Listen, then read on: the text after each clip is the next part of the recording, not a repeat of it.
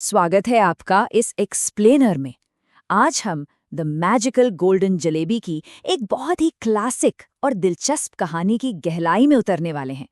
ये कहानी असल में दो बिल्कुल अलग रास्तों और एक ऐसी जादुई चीज के बारे में है जो इंसान की नीयत और उसकी आत्मा का आईना बन जाती है। अब इस पूरी कहानी के केंद्र में एक बहुत बड़ा सवाल है, क्या जादू की सिर्फ एक बूंद सच में किसी की तकदीर बदल सकती है, या फिर असली जादू इस बात पर निर्भर करता है कि उस जादू का इस्तेमाल कर कौन रहा है। चलिए देखते हैं कि कैसे एक छोटा सा रहस्यमयी जादुई तोहफा एक बिल्कुल शांत और धूल भरे गांव की पूरी तस्वीर बदल के रख देता है। तो सबसे पहले बात करते हैं ईमानदारी की परीक्षा की और देखते हैं हमारे मुख्य किरदार रामू का संघर्ष। जरा इस दृश्य की कल्पना कीजिए। एक धूल भरा गांव, एक पुराना लकड़ी का ठेला जिस पर बस एक फटी हुई नीली प्लास्टिक की चादर टंगी है। चूल्हे पर एक काली पड़ी लोहे की कढ़ाई है और आटे का लगभग खाली डिब्बा।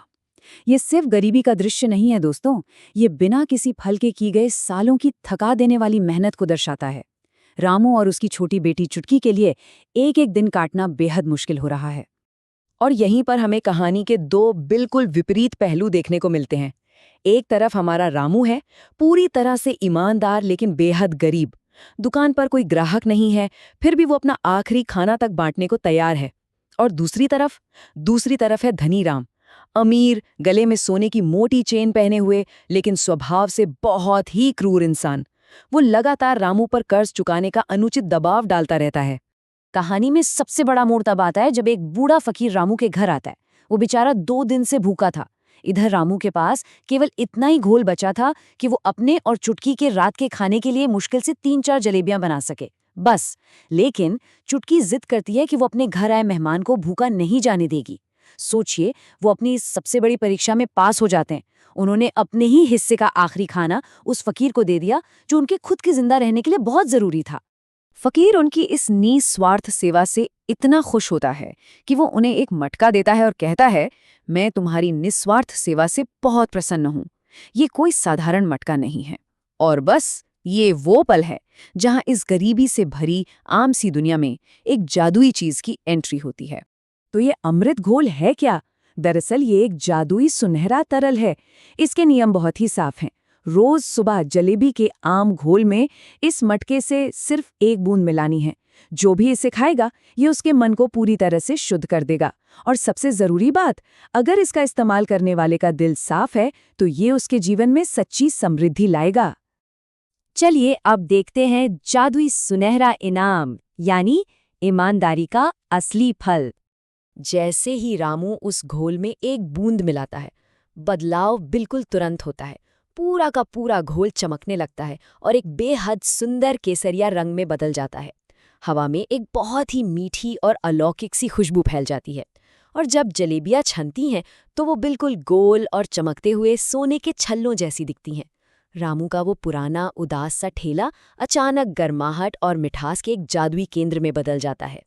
और इसका असर तो देखे, एक अमीर आदमी वहां से अपनी गाड़ी में गुजर रहा था। वो इस मीठी खुशबू से खिंचा चला आता है। वो सिर्फ एक जलेबी चखता है, सिर्फ एक, और उसे ऐसा लगता है मानो उसे स्वर्ग का आनंद मिल गया हो। वो इतना खुश होता है कि बिना कुछ कहे या छुट्टे मांगे रामू के काउंटर पर एक ठोस सोने का सिक्का छोड़ जाता है। ये रामू के सालों की ईमानदारी का पहला जादुई इनाम था। लेकिन सफलता के साथ साथ लालच और चोरी भी आती है। अब देखते हैं धनी राम की साजिश। जैसे जैसे रामू का पैसों का डिब्बा भरता है, धनी राम की जलन भी बढ़ती है। शाम होते ही वो जलन के मारे एक साजिश रचता है। आधी रात को वो छुपकर रामू के घर में घुसता है। रात के करीब 1 बजे अंधेरे में उससे एक पीतल का लोटा गिर जाता है।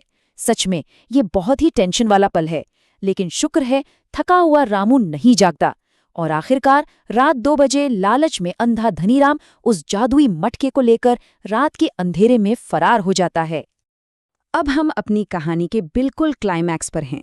जरा सोचिए, क्या होता है जब एक लालची और बुरे इरादे वाला इंसान किसी बिल्कुल शुद्ध जादुई चीज का इस्तेमाल करता है। ये एक भ्रष्ट इंसान और एक कभी भ्रष्ट न होने वाली चीज के बीच का भयंकर टकराव है। तो आइए देखते हैं इसके कड़वे परिणाम और कैसे वो जादू एक भयानक जहर बन जाता है। लालच इंसान को कैसे अंधा कर देता है, आप इन स्टेप्स से साफ समझ सकते हैं। स्टेप 1, जब धनीराम मटका खोलता है तो उसमें से मीठी खुशबू की बजाय एक अजीब और तेज बदबू आती है, लेकिन वो उसे पूरी तरह से नजरअंदाज कर देता है। स्टेप 2, नियम था सिर्फ एक बूंद डालने का, लेकिन रातों रात और अमीर बनने के चक्कर में वो आधा मटका ही घोल में उंडेल देता है। और स्टेप 3, वो उस गंधले गहरे रंग के घोल से बनी अजीब सी जलेबियां मुफ्त बांटने के नाम पर पूरे उत्सुक गांव को परोस देता है। उसने लालच में आकर हर एक वार्निंग साइन को इग्नोर कर दिया। और नतीजा, सब कुछ बुरी तरह उलट गया। गांव के सरपंच ने जैसे ही पहली जलेबी खाई, उसका चेहरा कड़वाहट से पहले लाल और फिर बैंगनी पड़ गया। उन जलेबियों का स्वाद कड़वी नीम से भी बुरा था। वो सुंदर सुनहरा जादू अब काले सख्त पत्थरों में बदल चुका था, जिससे बेचारे गांव वालों के दांत तक टूटने लगे। कढ़ाई का हाल तो और बुरा था। जलेबियां काले कोयले जैसी हो गईं और खौलता हुआ तेल बुरी तरह छिटकने लगा। ठीक उसी वक्त वो बूढ़ा फकीर भीड़ के बीच से वापस आता है। वो कहता है, मैंने तुम्हें चेतावनी दी थी कि ये सिर्फ साफ मन वालों के लिए काम करेगा। एक लालची चोर अमृत को भी जहर में बदल देता है। और यही हमें इस जादू के पीछे का असली विज्ञान समझ आता है। मटका खुद कुछ नहीं कर रहा था, वो तो बस इस्तेमाल करने वाले की नीयत का आईना था। अगर हम दोनों परिणामों की तुलना करें तो जमीन आसमान का फर्क दिखता है। रामू का अमृत घोल सुनहरा था, बहुत ही मीठी खुशबू वाला था और वो अपार समृद्धि लाया। वहीं दूसरी तरफ धनीराम का अमृत घोल गंदला था, बदबूदार था और उसने गांव में तबाही और दर्द पैदा कर दिया। ये दोनों नतीजे सीधे तौर पर उनकी अपनी अपनी नीयत का अक्स थे। इसके बाद सरपंच ने गांव की चौपाल में अपना फैसला सुनाया।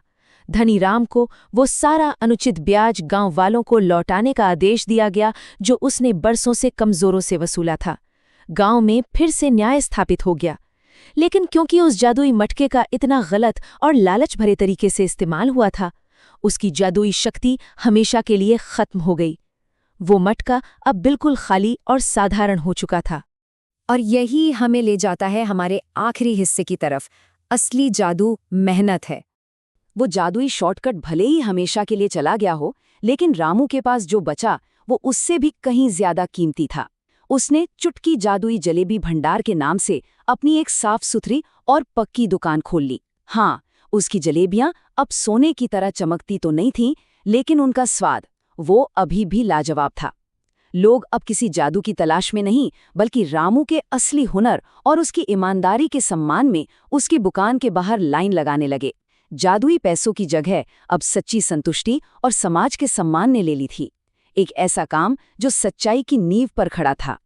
तो अंत में ये कहानी हमें इस बहुत ही दमदार और सोचने पर मजबूर कर देने वाले सवाल के साथ छोड़ जाती है, क्या सबसे बड़ा जादू वो लगन और ईमानदारी नहीं है जो हम अपने रोजमर्रा के काम में दिखाते हैं? हम अक्सर सफलता पाने के लिए न जाने कौन कौन से शॉर्टकट ढूंढते हैं,